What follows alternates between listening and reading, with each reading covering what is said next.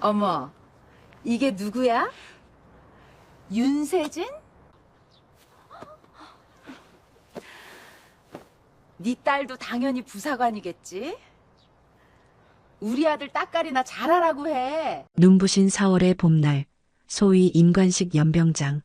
명품을 두른 한미라는 빨간 매니큐어를 바른 검지손가락으로 동창의 이마를 쿡 찔렀습니다. 단정한 소위 정복을 입은 딸이 앞으로 나서려 했지만 윤세진은 살짝 손을 들어 딸을 막았어요. 딸에게 혹시 피해가 갈까 세진은 끝까지 입을 열지 않고 묵묵히 모욕을 삼켰습니다. 놀라운 상황에 주변 가족들이 숨을 죽였지만 미라는 알 수 없었죠.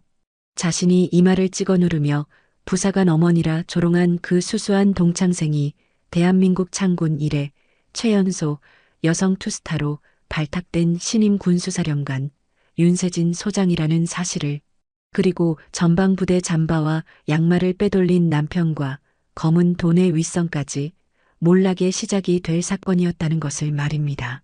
드라마 시작 전 좋아요와 구독 부탁드립니다. 어디서 듣고 계신지 댓글 남겨주시면 힘차게 인사 올리겠습니다. 눈부신 4월 중순, 화창한 봄날 아침이었어요. 맑고 푸른 하늘 아래 육군 사관학교 연병장이 넓게 펼쳐져 있었습니다. 그 위로 연분홍 벚꽃이 눈처럼 흩날렸습니다. 산뜻한 봄바람이 기분 좋게 불어왔어요. 여린 꽃잎들이 회색 시멘트 바닥 위로 조용히 내려앉았습니다. 연병장 한가운데에는 짙은 녹색 정복을 입은 사관생도들이 늠름하게 도열해 있었습니다. 빳빳하게 다려진 옷깃마다 따스한 봄 햇살이 내려앉았어요. 생도들의 앳된 얼굴에는 벅찬 자부심이 가득했습니다. 따뜻한 가족석 분위기도 한껏 들떠 있었어요. 수많은 인파 속에 유독 단정하게 앉은 여자가 있었습니다. 차분한 베이지색 정장 차림이었습니다. 화장기 없는 맑은 얼굴이었죠. 두 손을 무릎 위에 가지런히 모은 그녀의 이름은 윤세진입니다. 겉보기에는 딸의 임관식을 축하하러 온 평범한 어머니였습니다. 하지만 그 단정한 얼굴 뒤에는 엄청난 정체가 숨겨져 있었습니다.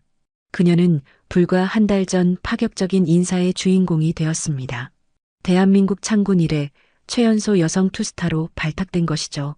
수만 명의 부하를 호령하며 군의 살림살이를 책임지는 신임 군수사령관. 그녀가 바로 윤세진 소장입니다. 세진에게는 군 생활 내내 지켜온 단단한 원칙이 있었습니다. 공과 사는 완벽하게 구분한다는 것이었죠. 특히 딸의 날에는 무거운 계급장을 모두 내려놓습니다. 오직 평범하고 다정한 어머니로만 간다는 신조였습니다. 딸 하경 역시 어머니의 가르침을 뼛속 깊이 새겼습니다. 사관학교 시절 내내 자신의 어머니가 장군이라는 사실을 알리지 않았어요. 입을 굳게 다물었습니다. 그저 남들과 똑같이 땀 흘리며 고된 훈련을 묵묵히 견뎌냈습니다. 군악대의 웅장한 연주가 연병장에 울려 퍼졌습니다. 마침내 신임 소위들의 인관선서가 거행되었어요. 나는 대한민국의 장교로서 국가와 국민에게 충성을 다하고. 수백 명의 젊고 힘찬 목소리가 하나로 뭉쳤습니다. 연병장의 맑은 봄 하늘 위로 그 뜨거운 맹세가 우렁차게 뻗어나갔습니다. 가슴이 벅찬 순간이었습니다. 세진의 고요한 시선이 신임 장교들을 향했습니다. 수많은 얼굴 속에서 딸 하경을 단번에 찾아냈습니다. 빳빳한 정복 어깨 위를 보았습니다. 새로 단 황금색 소위 계급장이 햇빛을 받아 반짝이고 있었어요. 세진은 문득 30년 전 자신의 모습을 떠올렸습니다. 저 연병장 한가운데 섰던 앳된 소위가 어느덧 투스타가 되었습니다. 그리고 지금 그 자리에 자신의 딸이 늠름하게 서 있습니다. 묵묵히 견뎌온 길고 단단한 시간이 눈앞에 펼쳐져 있었어요. 남편 없이 홀로 험난한 세상을 헤치며 키운 딸입니다. 뼈를 깎는 군 생활과 육아를 악착같이 병행했어요. 아빠 없는 자식이라는 소리를 들을까봐 더 엄하게 키웠습니다. 그렇게 바르고 곱게 품어온 귀한 자식이었죠. 세진의 단단했던 눈가가 잠시 흔들렸습니다. 하지만 이내 옅은 숨을 내쉬었어요. 눈을 한번 깜빡이고는 온화한 어머니의 표정으로 돌아왔습니다. 가슴 벅찬 딸의 첫 출발이었습니다. 세진은 속으로 뜨거운 박수를 보냈습니다. 선서를 마친 하경이 살짝 고개를 돌렸습니다. 가족석을 향해 짧고 깊은 시선을 던졌어요. 수많은 인파 속에서 두 사람의 눈이 정확히 마주쳤습니다. 세진이 작고 따뜻한 미소를 지었습니다. 하경의 굳게 담은 입가에도 옅은 미소가 번졌습니다. 멀리서 말없이 주고받은 묵직한 눈인사였어요. 모녀만이 아는 깊고 단단한 교감이었습니다. 어느덧 엄숙했던 시기 모두 끝났습니다. 각 잡혀있던 연병장은 이내 축제 분위기로 변했어요. 가족들의 환호성과 웃음소리가 가득 찼습니다. 여기저기서 축하 꽃다발을 건네며 사진을 찍었습니다. 세진도 무릎 위에 올려둔 작은 핸드백을 챙겨 들었습니다. 자리에서 천천히 일어났어요. 딸이 있는 쪽으로 걸음을 옮기려던 참이었습니다. 봄볕이 한없이 따뜻하고 평화로운 순간이었죠. 바로 그때였습니다. 요란하고 거친 구두 발소리가 세진의 곁으로 다가왔어요. 차분한 가족석 분위기와는 전혀 어울리지 않는 소리였습니다. 값비싼 명품 코트를 걸친 여자가 인파를 뚫고 나타났습니다. 팔에는 커다란 로고가 박힌 가죽 가방이 들려 있었어요. 머리부터 발끝까지 돈으로 치장한 여자의 시선이 세진에게 꽂혔습니다. 수수하고 단정한 세진의 베이지색 정장을 아래 위로 훑어보았죠. 여자의 입가에 호들갑스러운 미소가 번졌습니다. 어머, 세상에, 너 윤세진 맞지? 세진이 천천히 걸음을 멈췄습니다. 짙은 향수 냄새가 코끝을 훅 찔렀어요. 고개를 돌리자 한 여자가 턱을 치켜들고 서 있었습니다. 중학교 동창 한미라였죠. 미라의 시선이 세진의 위아래를 바쁘게 훑었습니다. 수수한 베이지색 정장, 화장기 없는 맑은 얼굴, 낡고 평범한 핸드백. 미라의 입꼬리가 비스듬하게 올라갔어요. 반가움이 아니었습니다. 확실한 우월감을 확인한 자의 얄미운 미소였죠. 이게 대체 몇 년 만이야. 세상 참 좁다 얘. 너도 오늘딸 임관시켰니? 미라가 호들갑을 떨며 한 발짝 다가왔습니다. 세진은 가볍게 고개를 끄덕였어요. 응, 오랜만이네 미라야. 세진의 목소리는 차분했습니다. 높지도 낮지도 않은 일정한 톤이었어요. 그 여유로운 태도가 미라의 심기를 살짝 건드렸습니다. 미라가 턱을 꼿꼿하게 세웠어요. 본격적인 자랑이 시작되었습니다. 우리 아들도 오늘 같은 기수로 소위 달았어. 무려 엘리트 보병 병과야. 미라의 콧대가 하늘 높은 줄 모르고 치솟았습니다. 우리 애는 사관학교를 수석으로 졸업했잖니. 앞으로 군대에서 별달 일만 남은 거지. 별이라는 단어에 세진의 눈매가 아주 미세하게 휘어졌습니다. 미라는 그것도 모른 채 콧방귀를 뀌었어요. 너도 알잖아. 군대는 무조건 장군을 달아야 진짜 사람 대접을 받는 곳이라는 거. 투스타 장군 면전에서 내뱉은 참으로 얄팍한 허세였습니다. 세진은 아무런 대꾸도 하지 않았어요. 그저 부드럽게 미소를 지을 뿐이었습니다. 별이라는 것이 무엇인지, 그 무게가 얼마나 무거운지, 정복 한 벌에 빳빳한 옷깃에 얼마나 많은 시간이 들어가는지 미라는 짐작조차 하지 못했습니다. 그저 남편의 골프 모임에서 들은 이름 몇 개로 별을 다 아는 양굴고 있을 뿐이었어요. 미라가 고개를 갸웃거리며 다시 물었어요. 근데 넌 요새 뭐하고 살아? 남편 일은 예전에 들었어. 혼자 딸 키우기 퍽퍽했겠다. 아픈 상처를 찌르는 천박한 화법이었습니다. 세진의 손이 무릎 위에서 잠시 꽉 쥐어졌습니다. 핏대가 희미하게 섰어요. 짧은 숨을 들이마시며 감정을 눌렀습니다. 하지만 이내 천천히 손에 힘을 풀었어요. 오늘은 눈부신 딸 하경이의 임관식입니다. 일생에 단 한 번뿐인 귀한 날이었죠. 이런 하찮은 일로 오늘을 망칠 수는 없었습니다. 세진은 단단한 어머니의 자리를 묵묵히 지켜냈습니다. 나도 군에 있어. 세진이 짧고 담담하게 대답했습니다. 그 한마디에 미라의 눈이 동그랗게 커졌어요. 어머, 너도 군인이야? 세상에. 그럼 뭐 부사관이니? 미라가 제멋대로 확신하며 손뼉을 쳤습니다. 세진은 굳이 정정하지 않았어요. 구구절절 해명할 가치도 없었습니다. 침묵은 곧 긍정으로 받아들여졌습니다. 미라의 입술에 노골적인 조롱이 맺혔어요. 그래. 나이 먹고 부사관 생활하기 얼마나 고되니. 윗사람들 눈치도 빤히 봐야 하고. 미라가 혀를 차며 세진의 낡은 핸드백을 다시 한번 훑어보았습니다. 시선에 깔보는 기색이 역력했어요. 근데 너희 딸은 어디 갔니? 너랑 똑같이 부사관 시켰어? 아니면 뭐 행정 같은 편한 데로 빠졌니? 여전히 깎아내리는 듯한 무례한 추측이었습니다. 세진은 가볍게 침묵을 지켰습니다. 그러자 미라가 기다렸다는 듯 목소리를 한껏 높였습니다. 주변 사람들이 힐끗거릴 정도였어요. 우리 남편 누군지 알지? 대명물산 회장이잖아. 세진의 시선이 미라의 붉은 입술에 가만히 머물렀어요. 대명물산. 세진의 머릿속에 그 이름이 차갑게 새겨졌습니다. 우리 남편이 군대에 잠바며 양말이며 다 대주는 사람이야. 미라가 명품 가방을 한 번 더 축혀 올렸어요. 우월감이 브레이크 없이 폭주했습니다. 별단 장군들하고 주말마다 골프 치러 다닌다? 군의 인맥이 아주 무서워. 미라의 콧대가 한층 더 치솟았습니다. 남편 입김 한 번이면 웬만한 높은 자리에 사람 다 꽂아줄 수 있어. 아주 군대를 꽉 잡고 있지. 세진은 전혀 흔들리지 않았습니다. 수만 명을 지휘하는 사령관의 압도적인 여유였습니다. 얕은 허세에 콧방귀조차 나오지 않았죠. 세진이 조용히 입꼬리를 올렸습니다. 그래. 그 잠바 참 따뜻하겠네. 서늘한 뼈가 담긴 세진의 대답이었습니다. 미라는 그 말에 숨겨진 시퍼런 칼날을 전혀 알아듣지 못했어요. 그 잠바가 누구의 손으로 만들어져 누구의 어깨에서 헐어가고 있는지, 그 헐어가는 잠바를 입은 신병들 중에 누가 있는지, 미라는 아무것도 모른 채 그저 만족스럽게 웃을 뿐이었습니다. 미라가 다시 입을 열어 남편 자랑을 이어가려던 순간이었습니다. 세진의 시선이 미라의 어깨 너머로 부드럽게 향했습니다. 수많은 사람들 사이로 낯익은 실루엣이 보였어요. 단정하게 다려진 녹색 정복이었습니다. 어깨 위에서 반짝이는 황금색 소위 계급장. 세진의 하나뿐인 딸 하경이었습니다.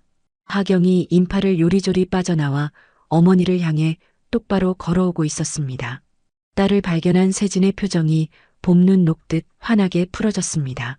미라의 쇳소리 같은 허세는 더 이상 세진의 귀에 들리지 않았죠. 당당하고 늠름한 하경의 발걸음이 세진을 향해 점점 더 가까워지고 있었습니다. 수많은 인파를 뚫고 걸어온 하경이 세진 앞에 우뚝 섰습니다. 빳빳하게 다려진 짙은 녹색 정복 차림이었습니다. 어깨 위를 장식한 새 계급장이 눈에 띄었어요. 갓 달아놓은 황금색 소위 계급장이 찬란하게 빛나고 있었습니다. 하경이 씩씩한 동작으로 거수 경례를 올렸습니다. 어머니, 식 보러 와주셔서 감사합니다. 반듯하고 힘찬 목소리였습니다. 그 짧은 한마디에 세진의 가슴이 뭉클해졌어요. 참으로 자랑스럽고 눈부신 딸의 모습이었습니다. 곁에 거만하게 서 있던 미라의 눈이 순간 휘둥그레졌습니다. 미라의 시선이 하경의 어깨에 꽂혔어요. 부사관인 줄 알았던 친구의 딸이 당당하게 소위 계급장을 달고 있었으니까요. 미라의 화려한 얼굴에 당황한 기색이 스치고 지나갔습니다. 하지만 그것도 잠시뿐이었습니다. 미라는 이내 헛기침을 큼지막하게 내뱉었어요. 다시 꼿꼿하게 자세를 고쳐 잡았습니다. 미라의 매서운 눈초리가 하경의 가슴팍으로 향했습니다. 정복에 달린 병과 마크를 유심히 살폈죠. 미라의 붉은 입술이 얄밉게 비틀려 올라갔습니다. 보급병과? 어머나, 우리 아들은 엘리트 보병인데. 미라가 호들갑을 떨며 가짜 웃음을 터뜨렸습니다. 축하의 의미가 전혀 섞이지 않은 뻔뻔한 조롱이었어요. 보급병 가면 저기 뒤에서 무거운 짐이나 나르는 자리 잖니. 안 그래? 미라의 목소리가 한껏 뾰족해졌습니다. 주변을 지나가는 사람들이 힐끗 쳐다볼 만큼 큰 목소리였어요. 내 딸도 우리 아들 같은 장교들 따까리나 하겠네. 불쌍해서 어쩌니. 참으로 천박하고 무례한 대사였습니다. 자기 아들을 치켜세우기 위해 친구의 딸을 무참히 짓밟는 행동이었죠. 날카로운 모욕이 봄바람을 타고 날아들었어요. 보급병가가 어떤 자리인지, 그 자리에서 누가 무엇을 챙겨야 하는지, 한 부대 신병들의 잠바 한 벌, 양말 한 짝이 어떤 무게를 가지는지, 미라는 아무것도 모른 채 그저 자기 아들의 어깨만 우러러보고 있었습니다. 하경의 굳게 담은 입술이 미세하게 떨렸어요. 끓어오르는 불쾌함을 군인답게 간신히 눌러 담았습니다. 하경의 시선이 조심스럽게 어머니를 향했어요. 자신 때문에 어머니가 더 큰 상처를 받았을까 걱정하는 속 깊은 눈빛이었습니다. 세진은 미라를 향해 화를 내지 않았어요. 소리를 지르지도 정체를 밝히지도 않았습니다. 그저 조용히 손을 뻗었어요. 그리고 하경의 정복 어깨 위에 그 손을 살며시 얹었습니다. 수만 명을 지휘하는 군수사령관의 손이 아니었어요. 사랑하는 딸을 다독이는 따뜻한 어머니의 손길이었습니다. 묵직한 위로가 하경의 어깨로 고스란히 전해졌어요. 세진이 아무런 반응을 보이지 않자 미라는 스스로 승리했다고 착각했습니다. 미라가 콧방귀를 뀌며 만족스러운 미소를 지었어요. 명품 가방을 팔뚝 위로 한 번 더 축혀 올렸습니다. 그래, 세진아. 우리 다음에 또 보자. 너희 딸도 잘 되길 빌게. 미라는 끝까지 비웃음을 남겼어요. 그리고는 획 돌아섰습니다. 요란한 구두 굽소리가 인파 속으로 멀어져 갔어요. 잔디밭 위에는 세진과 하경 모녀만이 조용히 남았습니다. 멀리서 가족들의 웃음소리가 잔잔하게 울려왔어요. 사진을 찍는 셔터 소리, 꽃다발을 건네는 다정한 인사들, 봄벽 가득한 잔디밭 위에 모녀의 짧은 정적만이 단단하게 자리 잡았습니다. 세진이 딸 하경을 똑바로 바라보았어요. 어깨에 얹었던 손으로 하경의 옷깃을 다정하게 쓸어내렸습니다. 하경아, 너 정말 자랑스럽다. 세진의 목소리는 한없이 깊었어요. 그 짧은 한마디에 하경의 눈가에 맑은 눈물이 차올랐습니다. 하경이 눈물을 꾹 삼키며 환하게 웃어 보였어요. 세진의 온화했던 눈빛이 아주 미세하게 굳어졌습니다. 부드러운 어머니의 얼굴 위로 차가운 지휘관의 표정이 조용히 겹쳐졌어요. 세진이 평소와 다름없는 차분한 목소리로 짧게 입을 열었습니다. 이제 사령부로 돌아가야겠다. 다음 날 오후 군수사령관 집무실 안은 아주 고요했습니다. 세진은 단정한 정복 차림이었어요. 커다란 집무실 책상 앞에 꼿꼿하게 앉아 있었습니다. 그녀의 앞에는 두꺼운 서류철이 여러 개 펼쳐져 있었죠. 종이를 넘기는 서늘한 마찰음만이 방안을 채우고 있었습니다. 신임 사령관이 부임 직후 거치는 정상적인 업무 파악 절차였습니다. 전임 사령관이 남기고 간 서류 덤이었죠. 세진의 날카로운 시선이 빼곡하게 적힌 숫자들을 차분하게 훑어 내려갔습니다. 종이를 넘기던 세진의 손가락이 갑자기 딱 멈췄습니다. 특정 페이지 위에서 움직이지 않았어요. 동계 보급품 내역서였습니다. 한겨울에 장병들이 입는 방한용 잠바와 양말, 그리고 내복의 기록이었죠. 세진의 미간이 아주 미세하게 좁아졌습니다. 발주 수량과 실제 부대 수령 사이에 이상한 틈이 벌어져 있었습니다. 국방부 예산으로 결제된 발주서에는 한 부대당 1000벌이 찍혀 있었습니다. 하지만 정작 해당 부대의 창고에 들어온 실제 수령란에는 700벌만 적혀 있었어요. 단순한 기재 실수가 아니었습니다. 그 수량의 차이는 매번 일정하지 않았습니다. 어떤 달은 200벌, 어떤 달은 400벌씩 들쑥날쑥 비어 있었습니다. 사라진 물품들의 행방은 서류 어디에도 없었죠. 누군가 중간에서 물건을 빼돌린 명백한 비리의 흔적이었습니다. 세진이 납품업체 명단이 적힌 뒷장으로 서류를 천천히 넘겼습니다. 수많은 업체 이름들이 나열되어 있었어요. 세진의 시선이 그중 한 줄에 정확히 멎었습니다. 대명물산. 어제 임관식 잔디밭에서 한미라가 그토록 입에 침이 마르게 자랑해 대던 바로 그 회사였습니다. 군대에 잠바와 양말을 모조리 대준다던 남편의 회사였죠. 세진의 굳게 담은 입술 끝이 살짝 꿈틀거렸습니다. 이것은 결코 단순한 우연이 아니었습니다. 세진은 서류를 더 과거로 거슬러 올라가 보았습니다. 작년 그리고 재작년의 장부들을 모두 뒤졌습니다. 이런 기형적인 발주 패턴은 어제 오늘 시작된 일이 아니었어요. 전임 사령관이었던 박정호 중장 시절부터 수년간 끈질기게 이어져 온 더러운 기록이었습니다. 세진이 두꺼운 서류를 덮으며 짧고 건조하게 한마디를 내뱉었습니다. 전임 사령관 시절부터 내려온 라인이군. 며칠 뒤 늦은 저녁이었습니다. 세진의 책상 위에서 휴대전화가 짧게 울렸습니다. 화면에 뜬 발신자는 전방부대에 막 배치된 딸 하경이었습니다. 세진이 부드러운 손길로 전화를 받았습니다. 어머니, 부대 적응은 잘하고 있습니다. 수화기 너머로 들려오는 하경의 목소리는 변함없이 씩씩했습니다. 세진의 얼굴에 옅은 안도의 미소가 번졌죠. 하지만 하경의 다음 말은 조심스럽고 무거웠습니다. 그런데 한 가지 마음에 걸리는 게 있어서요. 하경은 부대의 보급 장교였습니다. 병사들에게 직접 물품을 나눠주는 중요한 역할이었어요. 하경이 창고를 열어보고 겪은 참담한 상황이 전해졌습니다. 새로 지급해야 할 동계 잠바의 상태가 엉망이었습니다. 소매 끝은 이미 다 헐어 있었어요. 방한용 솜은 얇게 죽어 있어서 한겨울의 바람을 막을 수 없는 상태였습니다. 양말도 마찬가지였죠. 비닐로 포장된 새 양말 묶음을 뜯었는데 그 속에는 구멍난 낡은 양말들이 교묘하게 섞여 있었습니다. 신병들은 보급품을 한 벌 받으면 그걸로 끝입니다.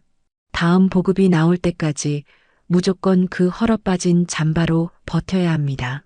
하경의 목소리에 짙은 안타까움이 배어 있었습니다. 최전방에서 추위와 싸우는 병사들을 걱정하는 참된 장교의 마음이었죠. 짧은 통화가 끝났습니다. 세진은 조용히 휴대전화를 내려놓았습니다. 방 안은 다시 무거운 정적에 휩싸였어요. 세진의 서늘한 시선이 다시 책상 위에 놓인 인수인계 서류를 향했습니다. 대명물산이라는 네 글자가 선명하게 박혀 있었습니다. 세진의 시선이 창밖의 밤하늘로 향했습니다. 이곳 도심은 4월 중순의 따뜻한 봄날. 하지만 철원은 다릅니다. 철원은 4월에도 춥습니다. 산골짜기에는 여전히 살을 애는 칼바람이 불죠.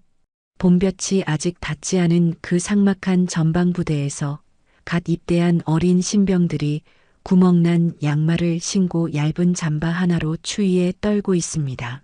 누군가의 귀한 아들들입니다. 그리고 그 차가운 바람 속에 세진의 하나뿐인 사랑하는 딸도 있었죠.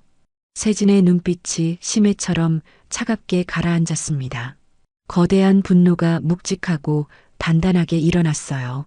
세진이 책상 위 인터폰 버튼을 길게 눌렀습니다. 보급처장 들어오라고 해. 흔들림 없이 낮고 단단한 목소리였습니다. 다음 날 아침 군수사령관 집무실 육중한 문이 조심스럽게 열렸습니다. 보급처장이 잔뜩 허리를 굽힌 채 들어왔어요. 어깨에 원스타 계급장을 단 준장이었습니다. 그는 세진의 커다란 책상 앞으로 다가와 두 손을 비비적거렸습니다. 입가에는 능글맞은 미소가 걸려 있었죠. 사령관님, 간밤의 인수인계 서류는 잘 살펴보셨습니까? 굽실거리는 아부였습니다. 하지만 세진의 시선은 얼음장처럼 차가웠어요. 그녀가 손에 쥐고 있던 서류 뭉치를 책상 위로 툭 던졌습니다. 탁 하는 서늘한 마찰음이 넓은 집무실 안을 채웠습니다. 한겨울 동계 보급품 발주 내역서였죠. 이 차이 설명해봐. 세진의 목소리는 낮고 단단했습니다. 보급처장의 시선이 책상 위 서류에 꽂혔습니다. 들쭉날쭉하게 조작된 수량, 그리고 대명물산의 이름이 붉은 펜으로 선명하게 그어져 있었습니다. 여유롭던 준장의 얼굴에서 순식간에 핏기가 가셨습니다. 아, 그건 말입니다. 작년에 원자재 가격이 갑자기 폭등하는 바람에 수량 조절이 불가피하게 그가 식은땀을 흘리며 횡설수설하기 시작했습니다. 어떻게든 빠져나갈 구멍을 찾으려 눈동자를 굴렸어요. 세진은 그 구차한 변명을 길게 들어주지 않았습니다. 짧고 단호하게 말을 끊어냈죠. 직위 정지. 보급처장의 턱이 덜덜 떨렸습니다. 지금 이 시간부로 자비 없는 처단이었습니다. 문 밖에 대기하고 있던 헌병들이 즉각 집무실 안으로 들어왔어요. 보급처장은 제대로 된 항변 한번 해보지 못한 채 양팔을 붙잡혔습니다. 그는 억울하다며 질질 끌려나갔습니다. 썩은 가지 하나가 가장 빠르고 통쾌하게 잘려나가는 순간이었습니다. 같은 날 오전, 도심에 위치한 대명물산 본사 회장실, 고요하던 층 전체가 구두 발소리로 요란하게 울렸습니다. 검은 정장을 맞춰 입은 군수사령부 감찰 요원들이 들이닥친 겁니다. 두꺼운 회장실 문이 거칠게 열렸어요. 한미라의 남편인 김 회장이 소파에서 벌떡 일어났습니다. 당신들 대체 뭐야? 김 회장의 둥근 얼굴이 불그락푸르락 달아올랐습니다. 요원들을 향해 삿대질을 하며 핏대를 세웠어요. 내가 누군지 알아? 나 군대에 잠바대주는 사람이야. 별단 장군들이 다 내 형 동생이라고 악을 쓰며 버텼습니다. 하지만 감찰 요원들은 눈 하나 깜짝하지 않았어요. 수석 조사관이 묵묵히 앞으로 나섰습니다. 김 회장의 코앞에 빳빳한 종이 한 장을 들이밀었죠. 압수수색 영장이었습니다. 군수사령관 명령입니다. 조사관의 서늘한 한마디가 떨어졌습니다. 방금 전까지 고래고래 소리를 지르던 김 회장의 입이 떡 벌어졌어요. 안색이 백지장처럼 하얗게 질렸습니다. 조사관이 짧게 턱짓을 했어요. 장부부터 챙겨. 지시와 동시에 요원들이 일사불란하게 움직였습니다. 굳게 잠겨있던 대형 금고가 열렸어요. 책상 서랍이 뜯겨나갔습니다. 수년간 군수 라인을 갉아먹었던 비밀 장부들이 쏟아져 나왔습니다. 조작된 이중 계약서들이 차곡차곡 압수박스 안으로 처박혔습니다. 한 부대 신병들의 잠바와 양말이 어떻게 사라져갔는지, 그 사라진 물품들이 어느 시장으로 흘러가 누구의 주머니를 채웠는지, 종이 한 장 한 장에 그 더러운 흐름이 빼곡히 새겨져 있었어요. 김 회장의 얼굴이 잿빛으로 변해갔습니다. 비슷한 시각, 시내의 한 최고급 백화점 VIP 라운지, 한미라가 푹신한 소파에 깊숙이 기대 앉아 있었습니다. 한 손에는 샴페인 잔을 쥐고 있었어요. 탁자 위에는 명품 로고가 박힌 쇼핑백들이 산더미처럼 쌓여 있었습니다. 미라가 여유로운 미소를 지으며 진열된 가방을 톡톡 쳤습니다. 어제 임관식에서 뽐내던 화려하고 거만한 일상 그대로였죠. 그때 탁자 위에 올려둔 미라의 휴대전화가 요란하게 울렸습니다. 남편 회사의 비서실장이었어요. 미라가 짜증스러운 얼굴로 전화를 받았습니다. 무슨 일인데 아침부터 소란스럽게 전화야? 수화기 너머에서 비서실장의 다급한 비명이 터져 나왔습니다. 사모님, 지금 본사에 군이 들이닥쳤습니다. 감찰 요원들이 장부를 전부 쓸어갔습니다. 그 순간 미라의 손에서 샴페인 잔이 미끄러졌습니다. 쨍그랑 날카로운 파열음과 함께 유리 조각이 사방으로 튀었어요. 뭐? 군 누구? 군대가 왜 우리 회사를 털어? 미라의 목소리가 새카맣게 갈라졌습니다. 극도의 공포에 질린 얼굴이었어요. 박 중장님 라인은 든든한 우리 편 아니야? 대체 누가 쳐들어왔다는 거야? 임관식 잔디밭에서 자기 아들과 남편을 자랑하며 콧대를 세우던 오만함은 흔적도 없이 사라졌습니다. 화려한 명품 코트를 입은 여자가 부들부들 떨며 바닥에 주저앉았습니다. 다시 아수라장이 된 대명물산 회장실. 요원들이 박스에 서류를 담아 나르는 동안 김 회장은 구석에 비참하게 몰려 있었습니다. 땀으로 범벅이 된 손이 덜덜 떨리고 있었죠. 그가 품속에서 은밀한 비밀폰을 꺼냈습니다. 다급하게 단축 번호를 꾹 눌렀어요. 뚜루루. 신호음이 길게 이어졌습니다. 피가 마르는 시간이었습니다. 찰칵. 마침내 통화가 연결되었어요. 단장님, 아니 중장님. 김 회장이 숨을 헐떡이며 울부짖었습니다. 든든한 뒷배를 향한 절박한 구조 요청이었어요. 지금 큰일 났습니다. 신임 사령관이 갑자기 요원들을 보냈습니다. 압수수색을 시켰다고요. 비밀 장부랑 계약서가 몽땅 털리게 생겼습니다. 절망에 빠진 회장의 목소리가 덜덜 떨렸습니다. 수화기 너머에서는 한동안 짙은 침묵이 흘렀어요. 이윽고 무겁고 서늘한 남자의 음성이 수화기를 타고 흘러나왔습니다. 신임 사령관, 감정이 전혀 섞이지 않은 뱀 같은 목소리였습니다. 그 여자 맞지? 뚝, 짧고 차가운 확인을 끝으로 전화가 일방적으로 끊어졌습니다. 거대한 비리의 정점에 선 쓰리스타가 마침내 본격적인 반격을 준비하는 순간이었습니다. 다음 날 오후 군수사령관 집무실 안은 무겁게 가라앉아 있었습니다. 세진은 책상 앞에 반듯하게 앉아 있었어요. 어제 압수해온 대명물산의 이중 장부를 꼼꼼하게 대조하는 중이었습니다. 볼펜이 종이 위를 사각거리며 스치는 소리만 조용히 들려왔죠. 그때 예고도 없이 육중한 문이 벌컥 열렸습니다. 노크 소리조차 없었어요. 누군가 굽 높은 단화를 울리며 성큼성큼 방 안으로 걸어 들어왔습니다. 빳빳하게 각을 잡은 짙은 녹색 정복 차림의 남자였습니다. 그의 넓은 어깨 위에서 세 개의 은빛별이 매섭게 번쩍이고 있었어요. 전임 군수사령관이자 현 합참 군수처장 박정호 중장이었습니다. 박 중장은 세진의 책상을 한번 쓱 훑어보았습니다. 그리고는 아주 자연스럽게 응접용 가죽 소파로 다가갔어요. 털썩 소리가 나게 엉덩이를 붙이고는 등받이에 편안하게 몸을 기댔습니다. 마치 이 집무실이 여전히 자기 방인 것처럼 다리를 여유롭게 꼬았죠.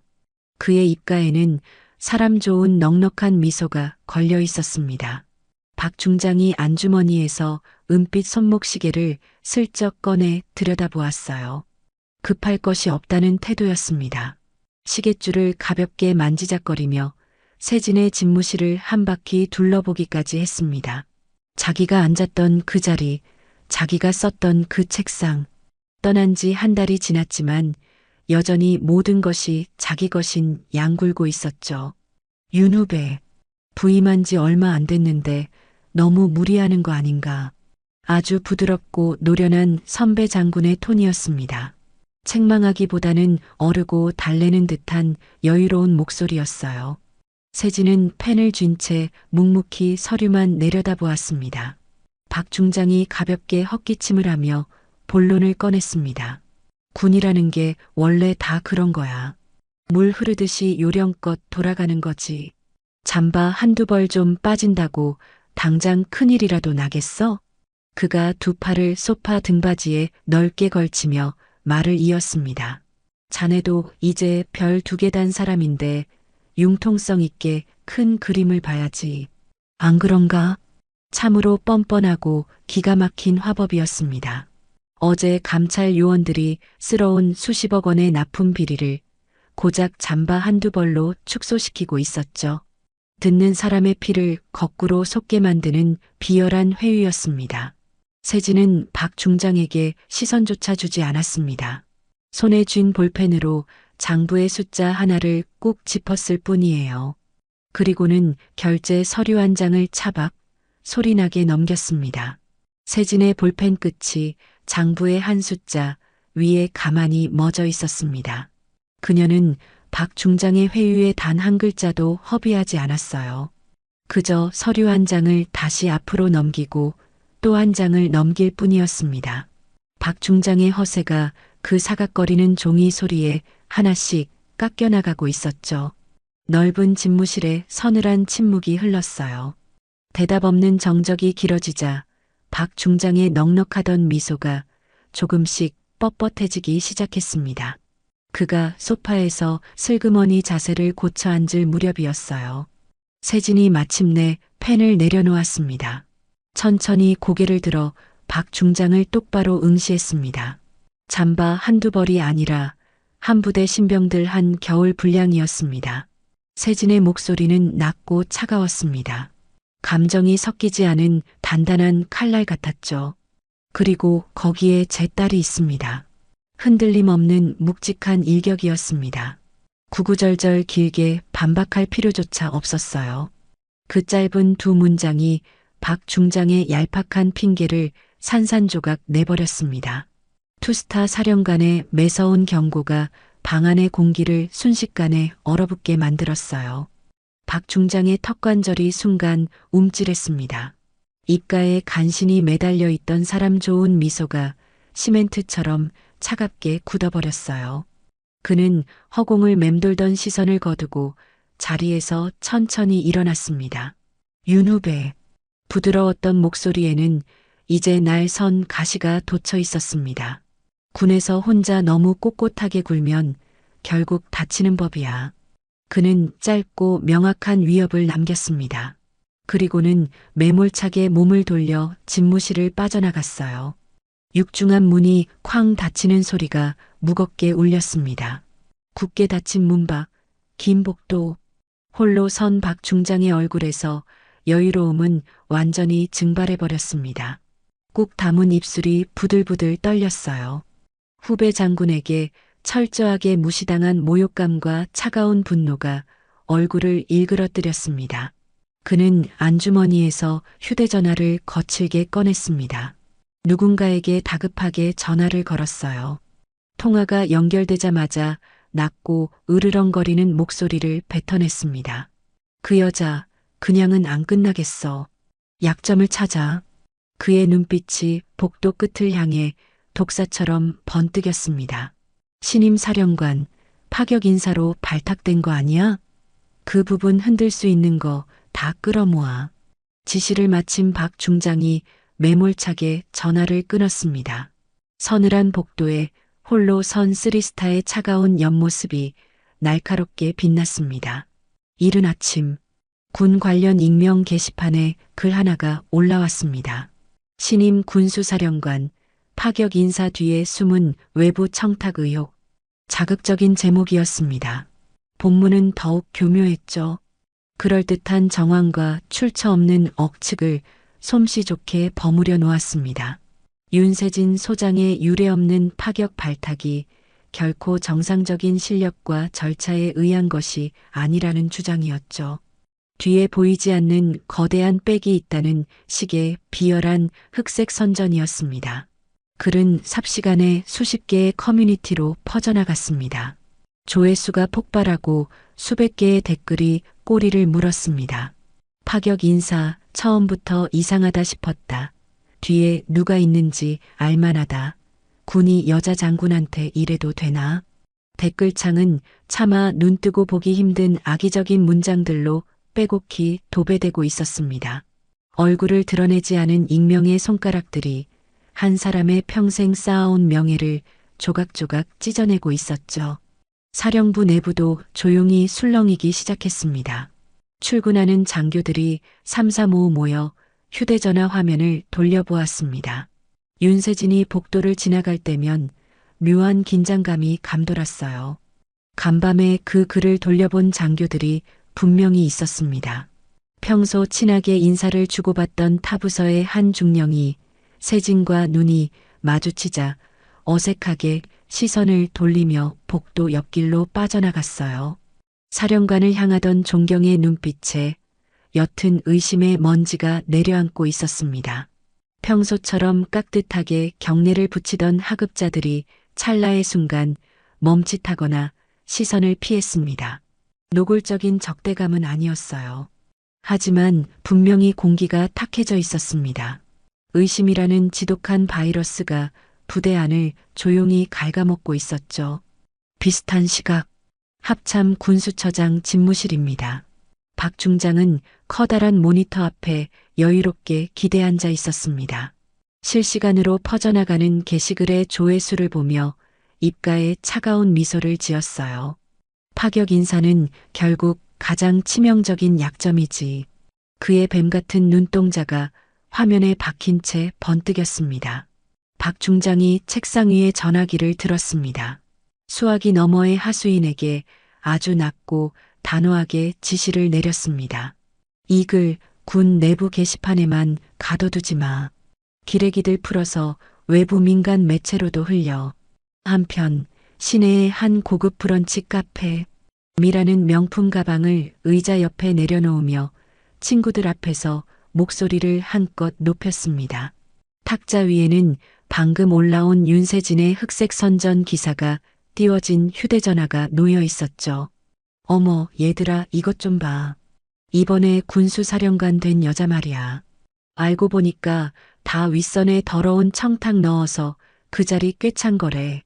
미라의 목소리에는 악의적인 쾌감이 가득했습니다. 남편 회사가 압수수색을 당해 며칠 동안 죽을 상이었던 얼굴에 다시 화색이 돌았죠. 네, 그럴 줄 알았어. 우리 남편 회사가 얼마나 튼실한 기업인데. 그 여자가 찔리는 게 있으니까 애꿎은 우리 남편 회사까지 걸고 넘어지면서 생트집을 잡은 거 아니겠니? 명백한 군납 비리를 덮기 위해 친구를 깎아내리며 자기 위안을 삼는 참으로 천박하고 역겨운 입술이었습니다. 친구들도 미라의 허세에 맞장구를 치며 낄낄거렸어요. 어머, 정말 뻔뻔한 여자네. 너희 남편 회사 이번에 된통 당했겠다. 한 친구가 걱정하는 척 미라의 손을 잡아주었습니다. 미라는 그제야 한시름 놓은 얼굴로 커피 잔을 들어 올렸어요. 자기 남편 회사를 털어간 그 사령관이 어제 자기가 부사관 어머니라 비웃었던 바로 그 동창이라는 사실은 꿈에도 모른 채 말입니다. 다시 군수사령부 사령관 집무실. 사방에서 흑색 선전이 폭풍처럼 몰아치고 있었지만 방 안의 풍경은 평소와 완벽하게 똑같았습니다. 세진은 정복 차림으로 책상에 반듯하게 앉아 묵묵히 결제 서류만 넘기고 있었죠. 사령관님, 부관인 여성 대위가 조심스럽게 문을 열고 들어왔습니다. 대위의 얼굴에는 짙은 근심이 가득했어요. 그녀가 손에 든 태블릿 PC를 세진의 책상 위에 내려놓았습니다.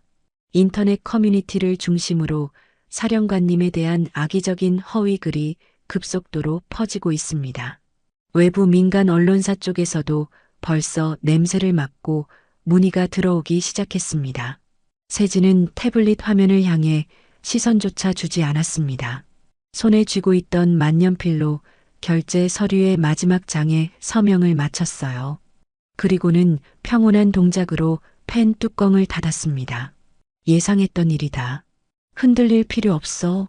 아주 담담하고 흔들림 없는 한마디였습니다. 거대한 쓰리스타의 공작 앞에서도 세진은 완벽하게 상황을 통제하고 있었습니다. 대위가 입술을 꾹 깨물며 고개를 끄덕였어요. 세진의 단단한 태도가 대위의 불안한 마음을 조용히 다독여주고 있었습니다. 하지만 외부의 상황은 세진의 평온함과는 다르게 걷잡을 수 없이 번져가고 있었습니다. 인터넷의 익명 글이 결국 군 외부 인터넷 매체에 짧은 단독 기사로 실리고 말았습니다. 파격 인사 뒤에 검은 그림자, 신임 군수사령관 의혹 논란. 자극적인 헤드라인을 단 기사가 포털 사이트 메인을 장식하기 시작했어요.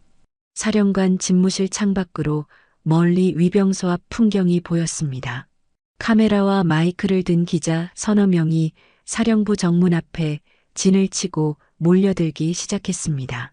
창가에 선 대위가 그 소란스러운 풍경을 내려다보며 불안하게 아랫입술을 깨물었습니다. 다음 날 오전 국방부 청사대회의실. 넓은 회의실 안에는 무거운 공기가 맴돌고 있었습니다. 커다란 탁자 끝에 차관급 인사가 앉아 있었어요. 그가 헛기침을 짧게 뱉어냈습니다. 윤 사령관, 요새 여론이 영 좋지 않네. 그의 손가락이 탁자 위에 놓인 서류를 툭툭 쳤습니다. 인터넷 기사들을 스크랩한 출력물이었어요. 수사 속도를 조금 조절하는 게 어떻겠나? 시끄러울 땐 잠시 쉬어가는 것도 지혜야. 표면적으로는 부드러운 권고였습니다. 하지만 실상은 달랐습니다. 상부에서 내려온 분명하고 묵직한 압박이었죠. 박 중장의 입김이 닿은 결과였습니다. 세진의 표정은 조금도 흔들리지 않았어요. 등받이에 기대지 않고 꼿꼿하게 앉아 있었습니다. 세진이 차분하게 대답했습니다. 수사는 정상 절차대로 진행됩니다. 짧고 단호한 한마디였습니다. 억울함을 호소하지도 않았습니다. 구구절절 해명하지도 않았죠. 타협의 여지는 조금도 없다는 뜻이었습니다. 회의실 안의 분위기가 순식간에 차갑게 얼어붙었어요. 차관의 미간이 좁아졌습니다. 세진은 묵묵히 정면만 응시할 뿐이었습니다. 탁자 반대편에 앉아있던 다른 실무진들도 아무 말이 없었어요. 몇몇은 서류 위로 눈길을 떨구었고 몇몇은 슬쩍 차관의 표정을 살필 뿐이었습니다. 아군도 적군도 아닌 얼굴들이 한쪽 편을 들지 못하고 침묵했어요. 세진은 그 침묵 속에서도 등을 꼿꼿하게 세웠습니다. 같은 날 오후 군수사령부 세진이 사령관 집무실로 돌아왔습니다. 부대 안의 공기가 평소와 조금 달랐어요. 복도에서 마주친 참모들의 눈빛이 묘하게 겉돌았습니다. 평소라면 바쁘게 결제판을 들고 들어왔을 시간입니다. 하지만 장교들은 보고 시간을 은근슬쩍 뒤로 미뤘어요. 복도에서 마주쳐도 가벼운 눈인사만 남겼습니다. 그리고는 황급히 자리를 떴죠. 노골적인 적대감이나 하극상은 아니었습니다. 그저 구설에 오른 사령관과 거리를 두려는 조심스러운 몸짓이었어요. 박 중장의 비열한 흑색 선전이 만들어낸 결과였습니다. 아주 얕고 차가운 고립이었죠. 세진을 가장 가까이서 보자 하는 부관조차 입을 굳게 다물었습니다. 여성 대위는 묵묵히 서류만 책상에 내려놓았어요. 평소에 활기찬 보고 대신 짧은 목례만 남겼습니다. 그리고는 조용히 방을 나갔습니다. 문이 닫혔습니다. 넓은 사령관 집무실이 텅 비었어요. 세진은 책상 앞에 가만히 앉아 있었습니다. 고개를 돌려 넓은 창밖을 내다보았습니다. 4월 중순에 따스한 봄볕이 쏟아지고 있었어요. 사령부 앞마당 잔디밭이 환하게 빛났습니다. 방 안에는 아주 깊고 짧은 정막이 흘렀죠. 세진은 조금도 흔들리지 않았습니다. 이 길의 끝에 무엇이 기다리고 있는지 이미 알고 있었으니까요. 그저 묵묵히 감내해야 할 단단한 침묵일 뿐이었습니다. 바로 그때였습니다. 책상 위 휴대전화 화면이 짧게 반짝였어요. 진동이 울렸습니다. 메시지 도착 알림이었어요. 발신자는 딸 하경이었습니다.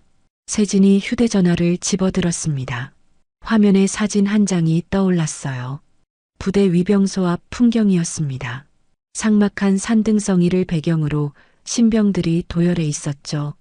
병사들의 앳된 얼굴이 반짝였습니다. 두 줄로 늠름하게 서 있었어요. 병사들의 어깨에는 두툼하고 빳빳한 새 동계 잠바가 입혀져 있었습니다. 터진 소매도 없었습니다. 얇게 죽은 솜도 보이지 않는 완벽한 방한복이었죠. 맨 앞줄에 선 앳된 신병 하나가 잠바 소매를 두 손으로 꼭 감싸쥐고 있었어요. 추위에 부르튼 손등이 아직 보였지만 그 어린 얼굴에는 수줍은 미소가 어려 있었습니다. 세진의 하나뿐인 딸이 지금 저 부대에서 보살피고 있는 누군가의 귀한 아들이었어요. 사진 아래로 하경의 짧은 문자 메시지가 이어졌습니다. 어머니, 우리 부대에 새 잠바가 도착했습니다. 신병들이 따뜻하다고 좋아합니다. 봄이 아직 닿지 않은 곳이지만 어머니 덕분입니다. 세진의 시선이 작은 액정 화면 위에 오래도록 머물렀습니다. 화려한 미사여구가 없었어요. 구구절절한 감정 표현도 없는 담백한 문장이었습니다. 하지만 그 어떤 거창한 응원보다 묵직하게 세진의 가슴을 두드렸습니다. 최전방의 매서운 칼바람을 막아낸 새 잠바. 그것이 세진이 싸워야 할 유일한 이유였습니다. 세진의 어깨를 조여오던 얕은 고립감이 흔적도 없이 사라졌습니다. 방 안을 채우던 무거운 정막도 씻은 듯이 녹아내렸죠. 세진이 조용히 휴대전화를 내려놓았습니다. 그녀의 두 눈빛이 다시 매섭게 빛나기 시작했어요. 망설임은 조금도 남아있지 않았습니다. 세진의 손이 책상 위 인터폰 버튼을 꾹 눌렀습니다. 대위, 장관님께 면담 요청한다. 수화기 너머로 지시를 내리는 목소리였습니다. 한층 더 깊고 단단해져 있었죠. 부하들에게 등을 떠밀리는 것이 아니었습니다. 오직 자신의 결단으로 거대한 싸움의 판을 직접 키우는 행동이었어요. 세진의 두 손이 어지럽게 흩어져 있던 서류들을 반듯하게 모았습니다. 탁탁 서류 뭉치를 바닥에 치며 각을 잡았어요. 손길에 단단한 힘이 넘쳤습니다. 잠시 후 굳게 닫혀있던 집무실 문이 열렸습니다. 대위가 빠른 걸음으로 들어왔어요. 대위의 목소리에도 다시 꼿꼿한 군기가 들어가 있었습니다. 장관님 일정 바로 확인하겠습니다. 대위가 절도 있게 거수경례를 붙였습니다. 그리고는 힘찬 발걸음으로 집무실을 빠져나갔어요. 세진이 자리에서 천천히 일어났습니다. 짙은 녹색 정복 상의의 옷깃을 두 손으로 쥐었어요. 창밖의 봄볕이 정복 어깨 위 두 개의 별에 내려앉았어요. 한 달 전 처음 이 별을 달았을 때와 똑같은 봄볕이었습니다. 하지만 지금 그 별의 무게는 완전히 달랐어요. 한 부대 신병들의 잠바 한 벌, 양말 한 짝, 그 무게까지 함께 짊어진 두 개의 별이었습니다. 흔들림 없는 동작으로 옷매무새를 단정하게 여몄습니다. 다음 날 오전, 국방부 청사 최상층에 위치한 장관 집무실, 육중한 문이 열리고 세진이 걸어 들어갔습니다. 빳빳하게 다려진 녹색 정복 차림이었어요. 걸음걸이에는 한치의 흔들림도 없었습니다. 집무실 중앙에 커다란 탁자 앞에 섰습니다. 상석에는 희끗희끗한 머리에 강직한 인상을 가진 60대 국방부 장관이 앉아 있었죠. 세진이 절도 있게 거수경례를 올렸습니다. 앉게. 장관의 목소리는 묵직했습니다. 세진은 정자세로 소파에 앉았어요. 그리고 준비해온 서류를 탁자 위에 조심스럽게 내려놓았습니다. 감찰팀이 대명물산에서 찾아낸 썩은 뿌리들이 낱낱이 기록된 보고서였죠. 전방 부대로 가야 할 동계 보급품 발주 수량과 실제 수령 사이의 차이입니다. 세진의 목소리는 아주 차분했습니다. 대명물산이라는 납품업체, 그리고 그 뒤에 버티고 있는 전임 군수사령관 시절부터의 라인입니다. 수년간 이어져 온 조직적인 카르텔의 흔적입니다. 세진은 구구절절 변명하거나 사태의 심각성을 과장하지 않았습니다. 오직 명확한 숫자와 팩트만을 건조하게 보고했어요. 장관의 시선이 두꺼운 보고서를 한 장 한 장 훑어 내려갔습니다. 집무실 안에는 시계 초침 소리만 건조하게 울려 퍼졌어요. 마침내 장관이 보고서를 천천히 덮었습니다. 탁자 위로 두 손을 깍지 끼고는 세진을 정면으로 쳐다보았습니다. 날카롭고 깊은 시선이었죠. 자신 있어? 아주 짧은 한마디였습니다. 나도 내 커리어를 건다. 끝을 봐. 거대한 카르텔과 맞서는 투스타 후배를 향한 최고 지휘관의 묵직한 결단이었습니다. 세진의 눈빛이 흔들림 없이 빛났습니다. 그녀가 자리에서 일어나 다시 한번 꼿꼿하게 경례를 붙였어요. 감사합니다. 같은 날 오후 사령관 집무실, 사령부로 복귀한 세진은 다시 책상 앞에 앉았습니다. 굳게 닫혀있던 문이 열리고 부관 대위가 빠른 걸음으로 들어왔어요. 그녀의 손에는 두툼한 서류 봉투가 들려 있었습니다. 사령관님, 감찰팀에서 마침내 결정적인 증거를 확보했습니다. 대위가 봉투에서 작은 이동식 저장 매체를 꺼내 세진의 책상 위에 내려놓았습니다. 압수수색 당시 대명물산 회장의 비밀 금고에서 찾아낸 녹음 파일이었어요. 세진이 컴퓨터에 장치를 연결하고 오디오 파일을 재생했습니다. 스피커에서 두 남자의 은밀하고 탁한 목소리가 흘러나왔습니다. 아, 중장님. 이번 동계 납품 것 말입니다. 수량을 어떻게 조절할까요? 대명물산 회장의 비굴한 목소리였습니다. 이어서 박 중장의 뱀 같은 음성이 선명하게 들려왔어요. 이번 겨울 분량은 3할 정도로 빼라. 티 안 나게 조심하고. 예, 형님. 분부대로 깔끔하게 처리하겠습니다. 전방에서 혹한과 싸우는 병사들의 잠바를 빼돌려 자신들의 배를 불리던 추악한 진실, 그 비열한 거래 현장이 생생하게 담겨 있었습니다. 스피커에서 흘러나오던 은밀한 목소리가 멎었습니다. 집무실 안에 무거운 정막이 내려앉았어요. 한겨울 철원의 칼바람 속에서 떨고 있던 신병들의 얼굴이 세진의 머릿속을 스쳐 지나갔습니다. 그중 한 명이 자기 딸이었습니다. 세진의 얼굴에는 어떤 감격도 분노의 동요도 보이지 않았습니다. 그저 차갑게 가라앉은 눈빛으로 책상 위 결제 서류들을 반듯하게 모아 각을 잡을 뿐이었어요. 세진이 스피커 전원을 끄며 부관에게 짧고 건조하게 지시했습니다. 내일 아침 합참으로 간다. 정복 준비해. 비슷한 시각. 합참 군수처장 집무실. 박 중장은 응접 소파에 여유롭게 기대 앉아 콧노래를 흥얼거리고 있었습니다. 한 손에는 부하가 가져온 최신 인터넷 기사 스크랩을 쥐고 있었죠. 윤세진에 대한 악의적인 허위 사실들이 매일같이 쏟아지고 있는 상황이었습니다. 그 여자 곧 자진 사퇴할 거다. 박 중장이 스크랩 뭉치를 탁자 위로 던지며 거만하게 웃었습니다.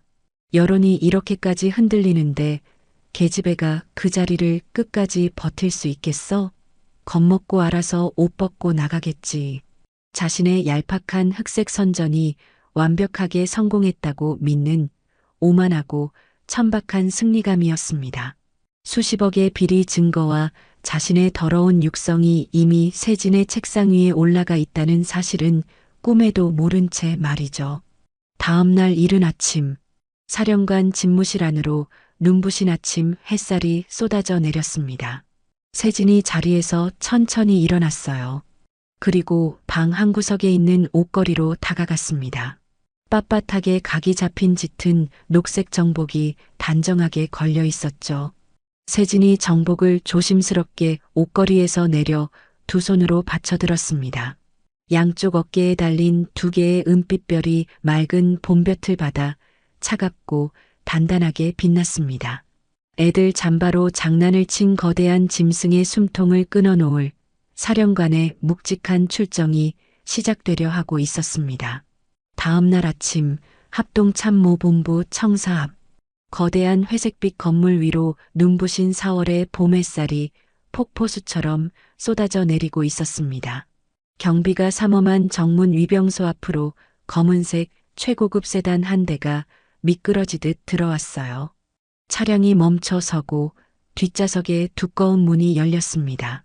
구김살 하나 없이 빳빳하게 각이 잡힌 짙은 녹색 정복. 윤세진이 차에서 내렸습니다. 그녀의 양쪽 어깨에 자리 잡은 두 개의 은빛별이 맑은 봄볕을 받아 거침없이 빛났습니다. 투스타 장군의 위엄이 주변의 공기를 묵직하게 짓눌렀어요. 정문을 지키던 헌병들이 일제히 멈춰서서 절도 있는 거수 경례를 붙였습니다. 세진은 정자세로 반듯하게 답례를 했습니다. 그리고 거침없는 발걸음으로 청사 중앙 현관을 향해 걸어 들어갔습니다. 세단에서 내린 감찰 요원들이 세진의 뒤를 따라 일렬로 도열했어요. 검은 정장의 서늘한 기운이 감도는 얼굴들이었습니다. 그들의 손에는 두꺼운 서류 가방과 압수수색 장비가 들려 있었어요. 한 달 전까지 이 청사의 주인처럼 행세하던 한 인물의 숨통을 끊기 위한 준비였습니다. 청사 내부에 길고 넓은 복도가 끝없이 이어져 있었습니다. 세진의 구두 굽소리가 차가운 대리석 바닥을 울렸어요. 또각또각 일정한 간격으로 떨어지는 단단하고 묵직한 발걸음이었습니다. 합참 군수처장 박 중장의 집무실로 향하는 길이었습니다. 바쁘게 복도를 오가던 수많은 장교들의 시선이 일제히 세진에게 쏠렸습니다. 그녀의 어깨에서 반짝이는 계급장, 그리고 그 뒤를 묵묵히 따르는 감찰 요원들의 서늘한 기운을 단번에 알아챘죠. 장교들은 하던 말을 멈추고 복도 양옆으로 물러섰습니다. 길을 텄어요. 그리고 세진이 지나갈 때마다 꼿꼿하게 멈춰서서 경례를 올렸습니다. 세진은 앞만 똑바로 응시했습니다. 그녀의 걸음에는 단 1초의 망설임조차 묻어나지 않았습니다. 마침내 복도 끝 커다란 나무 문 앞에 도착했습니다. 세진은 노크를 하지 않았어요. 굳게 닫혀있던 문 손잡이를 꽉 쥐고 그대로 거칠게 밀어 열었습니다. 묵직한 문이 열리며 넓은 집무실 안이 드러났습니다. 박 중장은 상석에 푹신한 가죽 소파에 기대앉아 있었습니다. 한 손에는 김이 모락모락 피어오르는 고급스러운 찻잔이 들려 있었죠. 인터넷에 퍼진 흑색 선전 덕분에 윤세진이 곧 제풀에 꺾여 무너질 것이라 굳게 믿고 있는 얼굴이었습니다. 자만에 찬 넉넉한 미소가 입가에 번져 있었어요.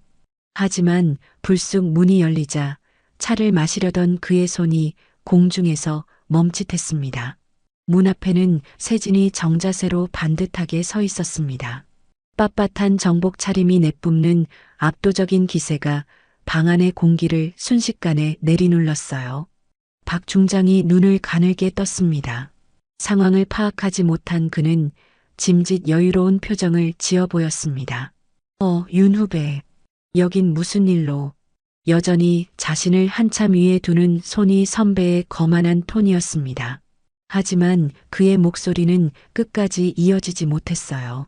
세진의 단단한 정복 차림, 그리고 그녀의 등 뒤로 일제히 따라 들어오는 검은 정장의 감찰 요원들을 발견했기 때문입니다.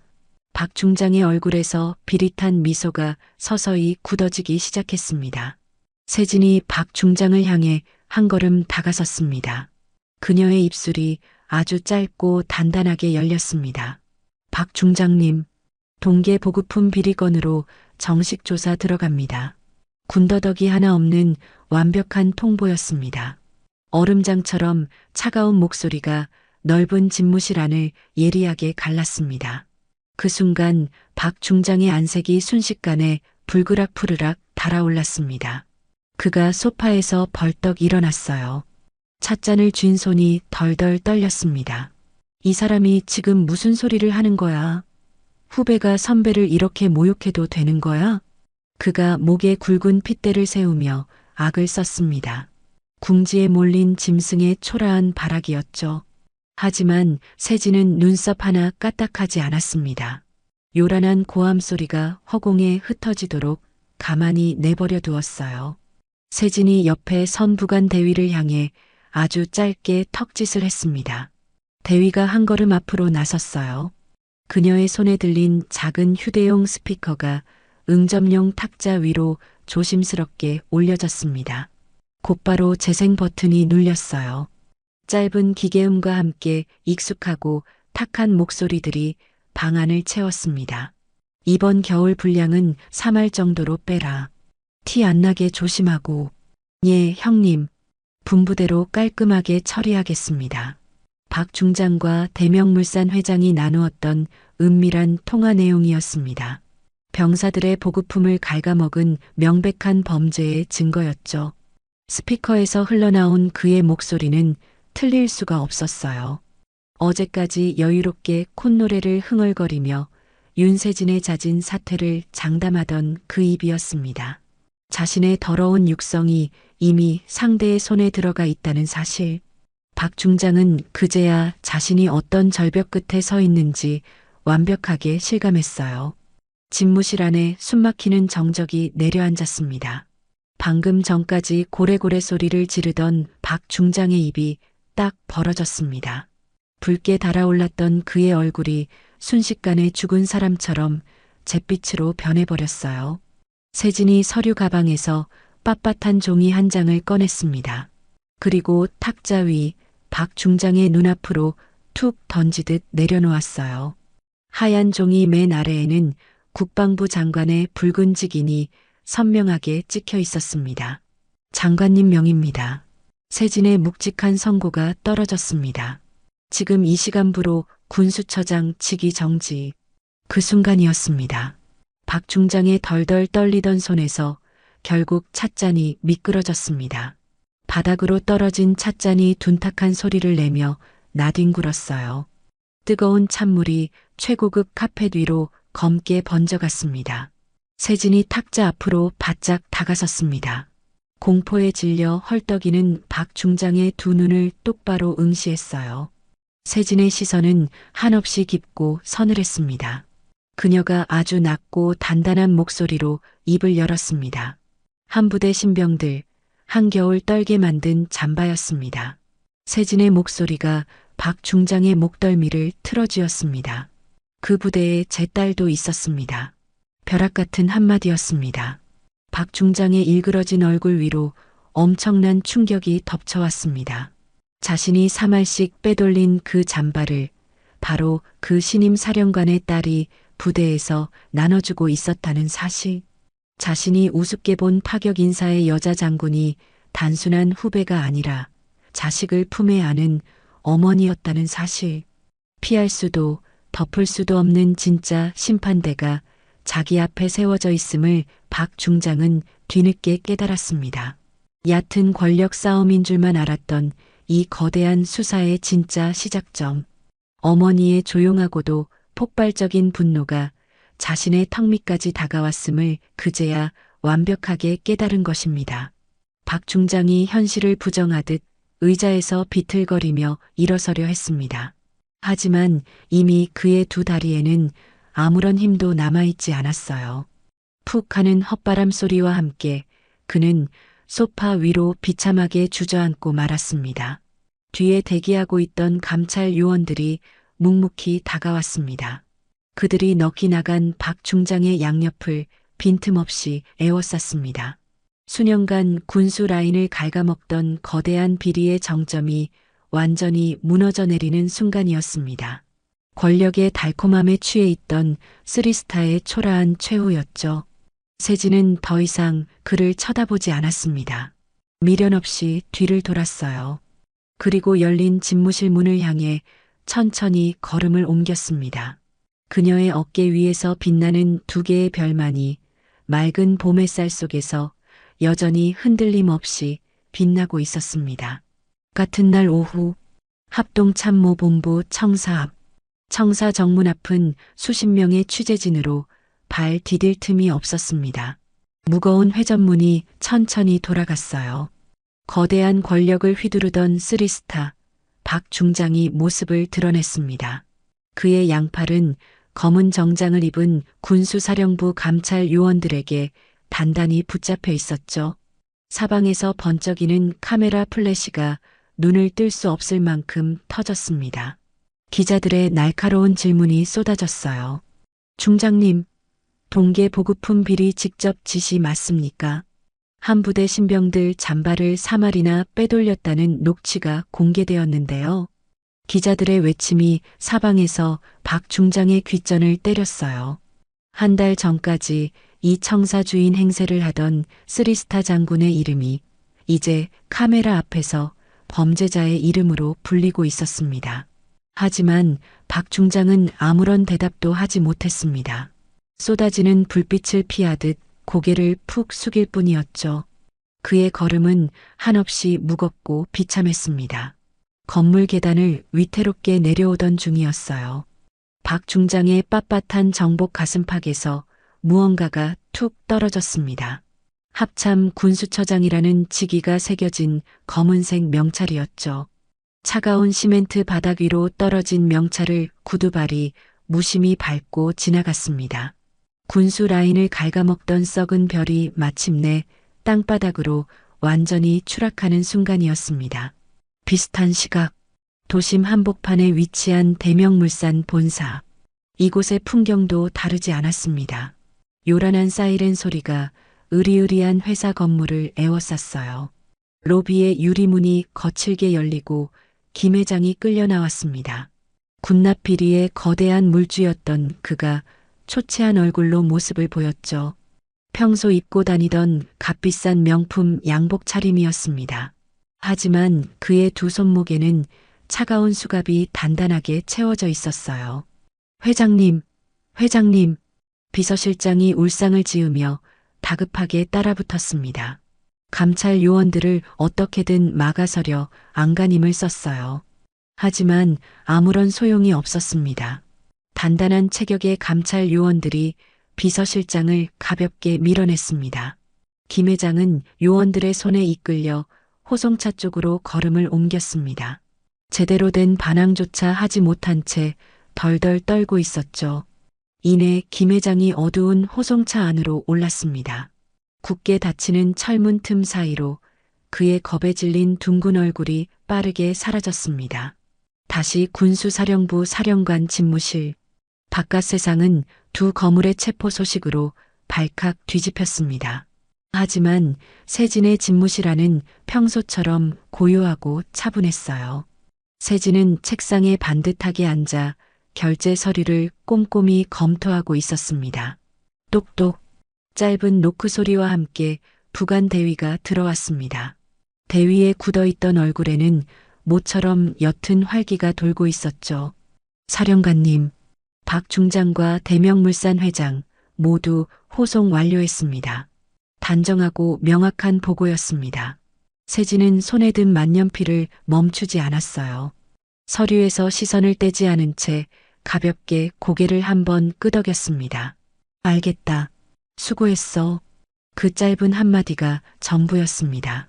거대한 비리 카르텔을 박살내고 주동자들을 모두 잡아넣은 직후였습니다.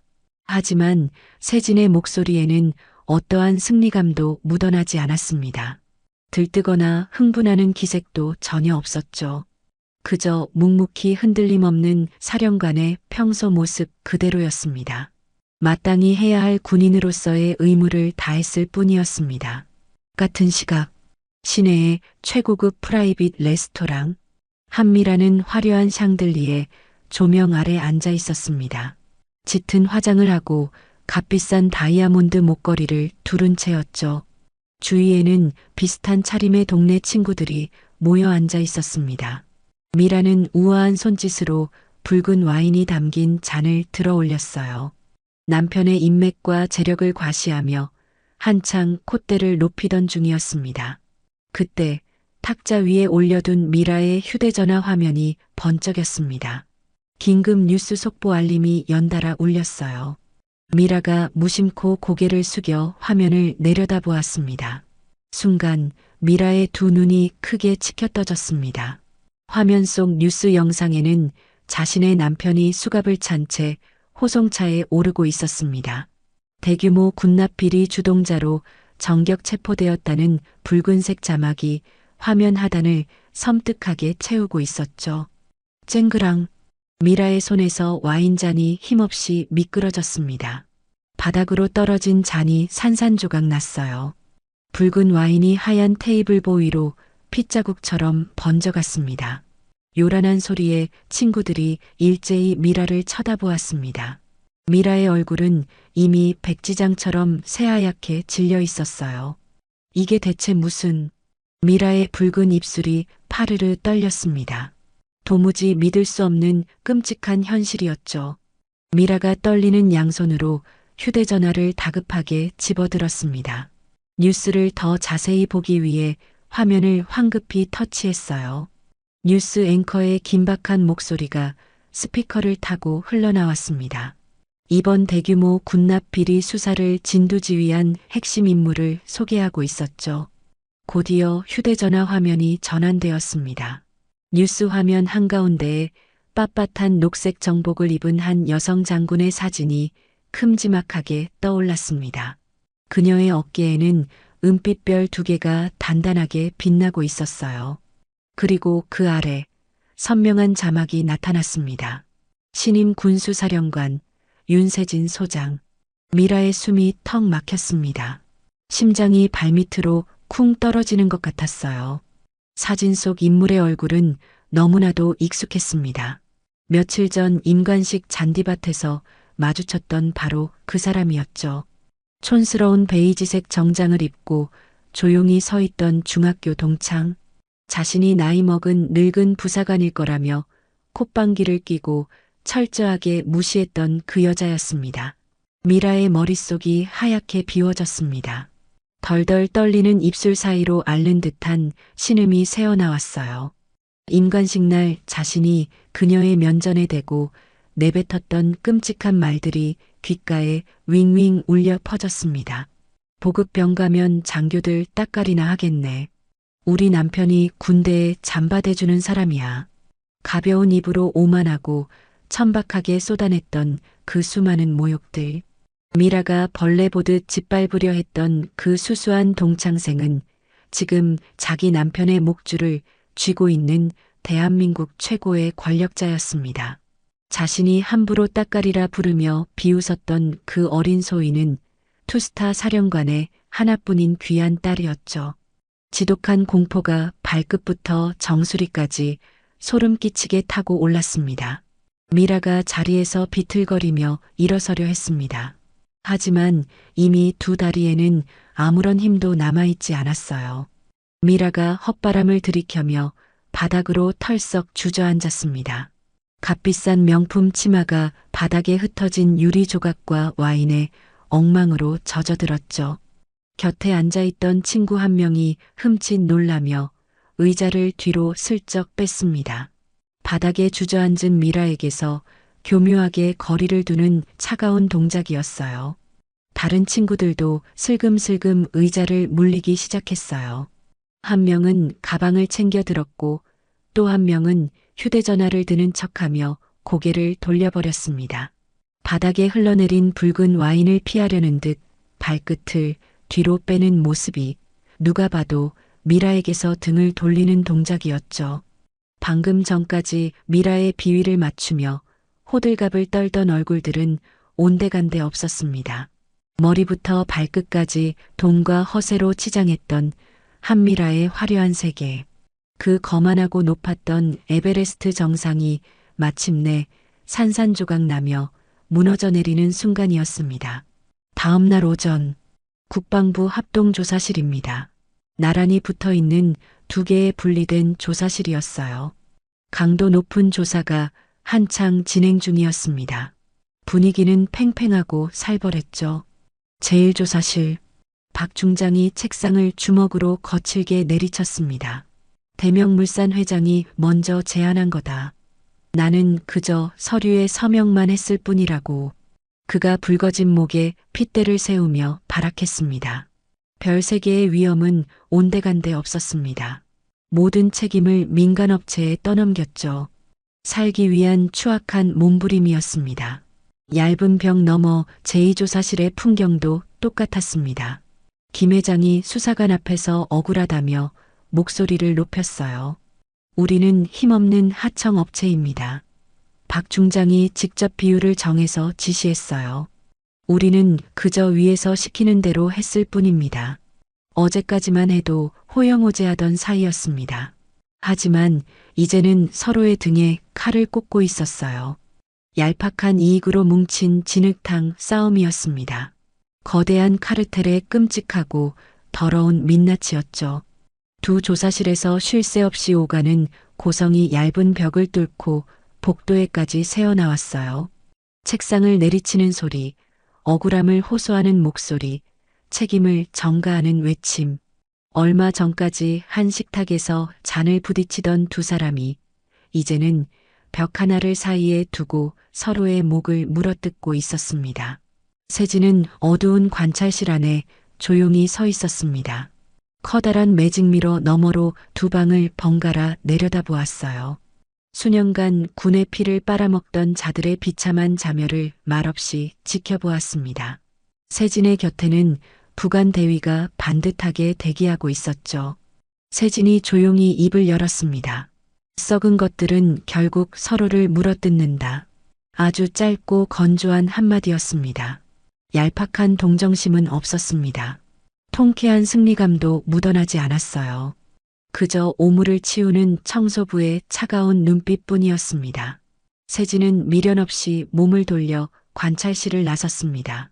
세진과 대위가 합동조사실 밖 복도로 나왔습니다. 길고 서늘한 복도에 누군가 초조하게 서성이고 있었어요. 화장기 하나 없는 초췌한 얼굴의 여자, 한미라였습니다. 미라가 세진을 발견했습니다. 그녀가 다급하게 달려왔어요. 세진아. 대위가 재빨리 앞을 막아섰습니다. 미라는 세진의 옷깃조차 스치지 못했어요. 대위의 단단한 팔이 미라의 앞을 가로막았습니다. 한 달 전까지라면 미라는 수행원을 시켜 눈앞의 장교쯤은 가볍게 밀어냈을 터였어요. 하지만 이제 미라 곁에는 아무도 없었습니다. 자신의 허세를 받들어주던 수행원도, 이름만 대면 굽실거리던 지인들도, 남편의 돈 냄새를 맡고 모여들던 얼굴들도 모두 흔적 없이 사라져 있었죠. 미라의 모습은 형편없었습니다. 화려한 명품 코트 대신 구겨진 얇은 외투를 걸치고 있었죠. 헝클어진 머리칼이 이마에 들러붙어 있었습니다. 임관식에서 뽐내던 오만함은 완전히 증발해버렸어요. 세진아, 우리 동창이잖아. 어릴 때 친했잖아. 미라가 두 손을 싹싹 비비며 애원했습니다. 제발 한 번만 봐줘. 우리 남편 한 번만 선처해줘. 응? 체면도 자존심도 모두 내동댕이 친 비참한 모습이었습니다. 눈물과 콧물이 뒤범벅된 얼굴로 세진을 올려다보았어요. 남편의 구속으로 한순간에 바닥으로 추락한 졸부의 처절한 구걸이었습니다. 세진은 걸음을 멈추고 미라를 가만히 내려다보았습니다. 눈빛은 한겨울 얼음처럼 차가웠어요. 며칠 전 임관식 잔디밭이 떠올랐습니다. 딸 하경의 어깨를 보며 비웃던 미라의 붉은 입술, 힘없는 하급자들을 짓밟으며 낄낄대던 그 천박한 목소리. 세진의 입술이 천천히 열렸습니다. 따까리는 너희였구나. 서늘하고 예리한 칼날 같은 한마디였습니다. 임관식에서 미라가 던졌던 모욕을 정확하게 되돌려 주었죠. 더 이상의 설명은 필요하지 않았습니다. 미라의 두 눈이 크게 치켜떠졌습니다. 숨이 턱 막혔어요. 애원하던 입술이 흉하게 일그러졌습니다. 완벽한 권력의 차이 앞에서 미라는 더 이상 아무런 변명도 뱉어내지 못했습니다. 입만 뻐끔거릴 뿐이었어요. 세진은 조용히 시선을 거두었습니다. 그리고 넋이 나간 미라를 지나쳐 복도를 따라 묵묵히 걸어갔습니다. 단단한 발걸음에는 한치의 미련도 묻어나지 않았어요. 미라의 다리가 푹 꺾였습니다. 차가운 복도 바닥에 털썩 주저앉았어요. 멀어지는 세진의 뒷모습을 보며 두 손으로 얼굴을 감쌌습니다. 텅 빈 합동조사실 복도 위로 모든 것을 잃은 여자의 처절한 흐느낌만이 길고 무겁게 메아리치고 있었습니다. 며칠 뒤 군사재판이 아주 빠르게 열렸습니다. 재판부의 판결은 가차 없었어요. 썩은 카르텔의 정점이자 주동자였던 박 중장에게는 무거운 중형이 선고되었습니다. 그의 빳빳한 정복 어깨를 장식했던 세 개의 별은 영구적으로 박탈당했습니다. 장군으로서의 연금도 군인의 가장 큰 명예도 모조리 빼앗겼습니다. 가장 수치스러운 불명의 저녁이었죠. 대명물산 김 회장 역시 차가운 수감 생활을 피하지 못했습니다. 법정 구속되어 곧바로 교도소로 향했어요. 대명물산은 군납업체 자격을 영구적으로 박탈당했습니다. 비리로 부당하게 쌓아 올린 회사의 전 재산은 국고로 환수 조치되었습니다.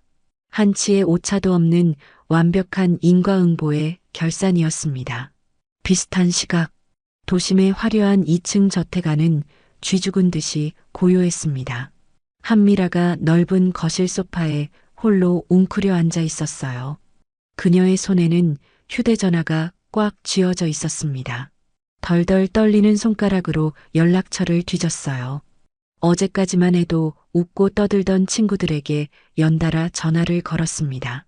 하지만 아무도 그녀의 전화를 받지 않았습니다. 차가운 수신음만 텅 빈 허공에 메아리칠 뿐이었죠. 임관식 날 잔디밭에서 뽐내던 그 천박한 우월감이었습니다. 그 오만함이 부메랑이 되어 정확하게 그녀의 목을 조르고 있었어요. 남편의 권력을 잃은 졸부의 곁에는 단 한 명의 사람도 남지 않았습니다. 화려했던 백조들의 모임에서 완벽하게 배제된 늙고 초라한 여자. 미라는 텅 빈 거실에서 넋이 나간 채 허공만 바라보고 있었습니다. 다시 군수사령부 사령관 집무실입니다. 세진은 책상에 꼿꼿하게 앉아 있었습니다. 묵묵히 후속 인사 서류를 검토하며 결제 도장을 찍고 있었어요. 박 중장 라인에 서서 기생하던 부패한 장교들의 명단이었습니다. 그들은 오늘부로 줄줄이 보직 해임을 당했습니다. 수년간 군수 라인을 좀먹던 썩은 뿌리들이 무자비하게 뽑혀나갔죠. 그리고 그 빈자리에는 새로운 이름들이 채워졌습니다. 윗선의 눈치를 보지 않고 묵묵히 자신의 소임을 다하던 정직하고 강직한 장교들이었습니다. 그들이 군수처 핵심 보직에 새롭게 임명되었어요. 세진의 만년필이 결제란 위를 지날 때마다 탁하고 고여있던 군의 공기가 조금씩 맑게 정화되고 있었습니다. 며칠 후 매서운 칼바람이 불던 철원의 최전방 부대에도 마침내 훈풍이 불어왔습니다. 커다란 국방색 보급 트럭들이 연병장으로 줄지어 들어왔어요. 부대 창고에는 빼돌려진 빈틈이 없었습니다.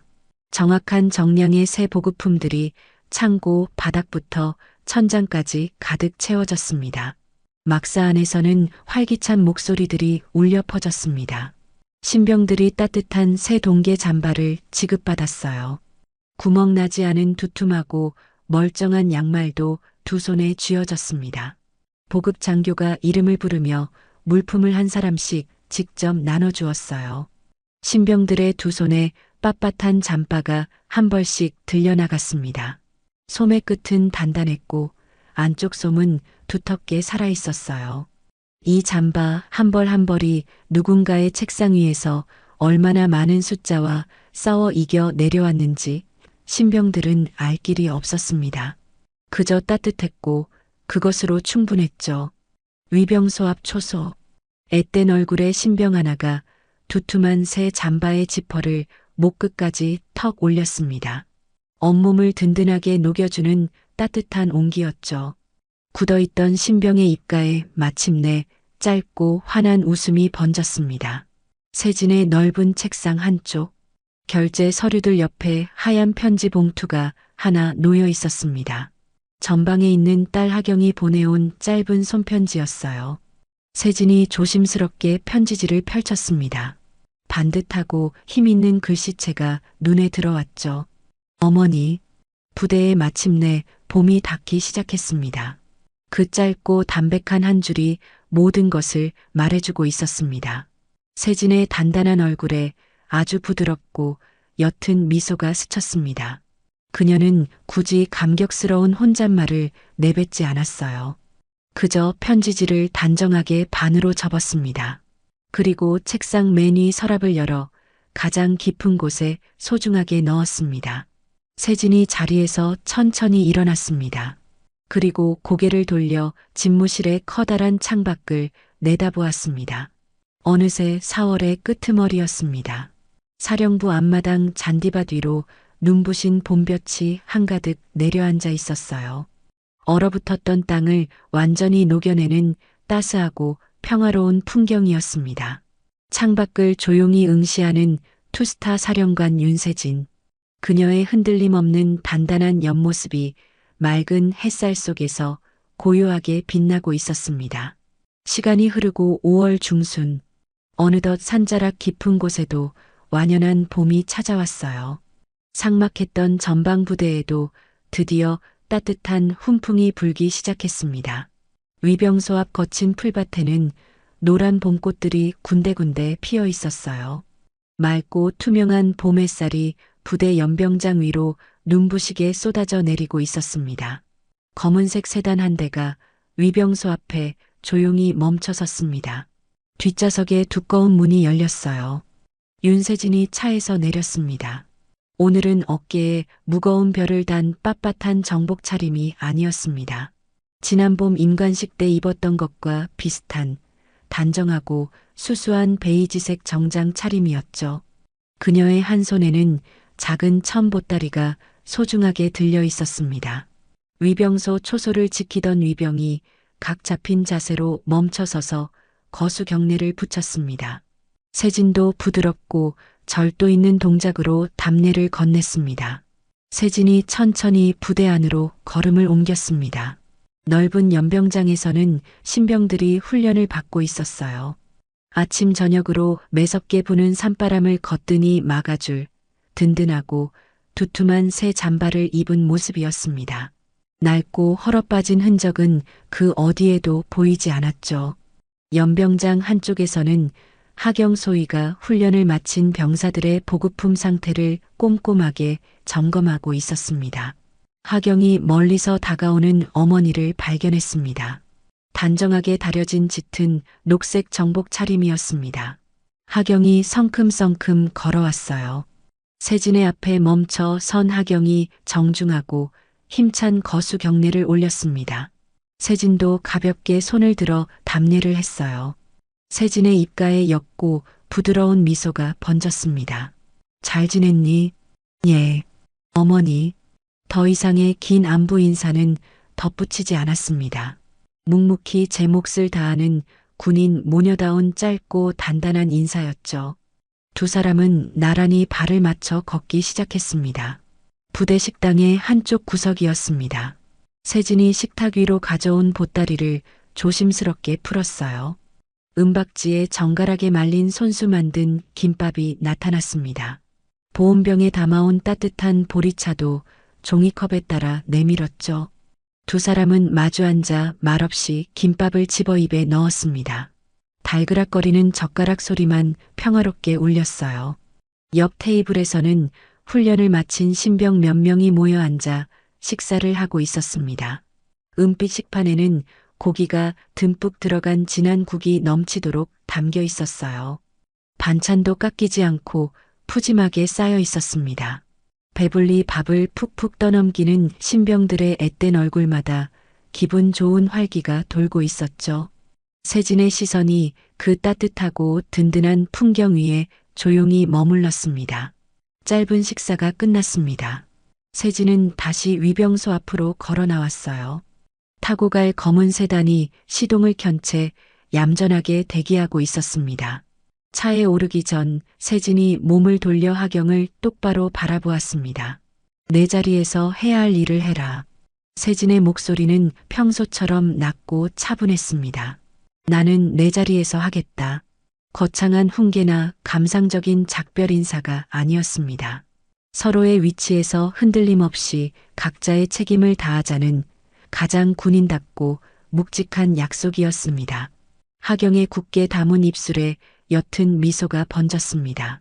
하경이 한치의 흐트러짐 없는 완벽한 정자세로 거수 경례를 올렸습니다. 세진이 부드러운 눈빛으로 딸의 늠름한 모습을 한 번 더 눈에 담았습니다. 그리고 차 뒷좌석에 천천히 몸을 실었어요. 묵직한 차 문이 조용히 닫혔습니다. 세단이 부대 정문을 서서히 빠져나갔습니다. 바퀴가 흙먼지를 작게 일으키며 산길을 따라 천천히 멀어졌어요. 위병소 너머로 펼쳐진 부대 연병장 위에는 따뜻한 봄볕이 빈틈없이 가득 내려앉아 있었습니다.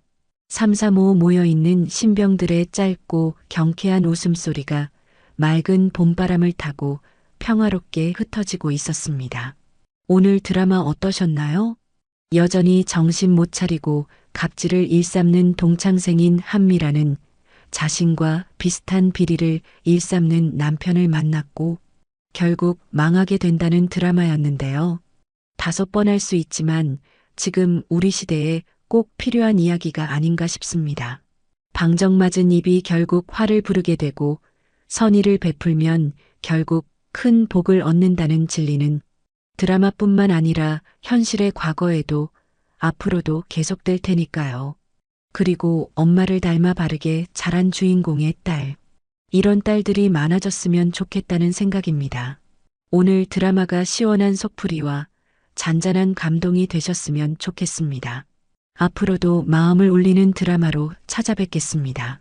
감사합니다.